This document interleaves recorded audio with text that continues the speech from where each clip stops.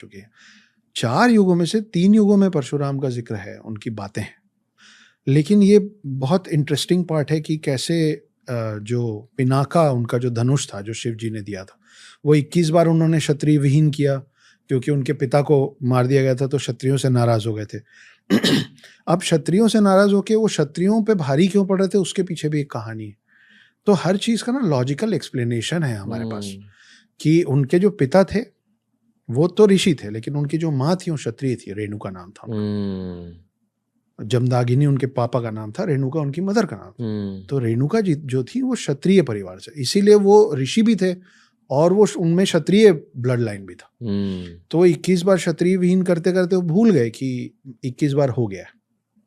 फिर उनको याद दिलाया गया, हनुमान जी उनको याद दिलाया कि महाराज प्रभु हो गया, रुकिए। अब वो जो यहाँ मोटा मोटा ये Parashuram is one of the Dashavatars. Parashuram एक लौते ऐसे शख्स हैं सब में जो दशावतार के 10 लोगों में भी उनका नाम है और 7 चिरंजीवियों में भी उनका नाम है। तो वो जब शांत हुए तो शिव का दिया ये जो धनुष था जिसका नाम पिनाका था, ये उन्होंने दिया राजा जनक को, और राजा जनक थे सीता के पिता। ओके।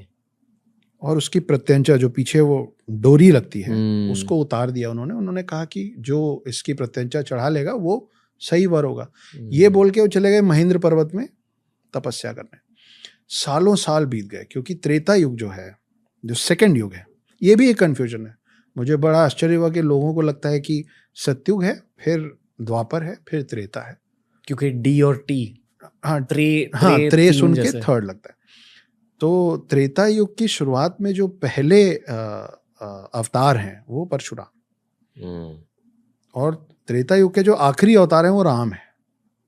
तो त्रेता युग जो है वो है कुछ 8,96,000 सालों का, 8,64,000 ईयर्स। तो कहाँ वो पहले अवतार हो, कहाँ, तो इनमें बहुत बड़ा गैप है। तो इतने साल बाद फिर जब वो फिर राम बड़े हुए, सीता आई धरती पे, और फिर वो प्रत्यंचा चढ़ाते समय वो धनुष टूटा। तो फिर परशुराम नाराजगी से आए राम को मारने, और लक्ष्मण तो हैं ही गुस्सैल, तो ये दोनों आपस में लड़ लिए थे। फिर उनको पैसिफाई किया गया, उनको समझाया गया कि आप भी विष्णु अवतार हैं, आप भी विष्णु अवतार, मिल के चले गए। लेकिन परशुराम की गाथाएं महाभारत काल में भी है। तो अगर भाई बोलते ना कि इमॉर्टल हैं तो बार बार आएंगे। तो फिर भीष्म पितामह, सूर्यपुत्र कर्ण और द्रोणाचार्य, इन तीनों के युद्ध गुरु जो हैं, और वो एकलव्य स्टाइल नहीं कि भाई द्रोणाचार्य की मूर्ति लगाई सीख गए, नहीं, फिजिकल प्रेजेंस के साथ इन तीनों को तैयार करने वाले फिर परशुराम। तो एक और बाद में एक अध्याय आता है जहाँ परशुराम और भीष्म पितामह का युद्ध होता है, और भीष्म पितामह जीत जाते हैं, हरा देते हैं परशुराम। तो परशुराम खुश होके, वो जो हमारी आम आजकल के बोलचाल की भाषा में बात होती है ना कि गुरु गुड़ रह गया, चेला चीनी हो गया, बिकम बेटर देन मी, तो मुझसे भी बेहतर हो गया, तो और आशीर्वाद दे के फिर परशुराम लौटे। तो ये बहुत, अभी भी जो हम बात कर रहे हैं ना, बहुत ही ऊपरी सतह की बात है, पर वो भी अभी लोगों तक पहुंचना और पता होना बचा है।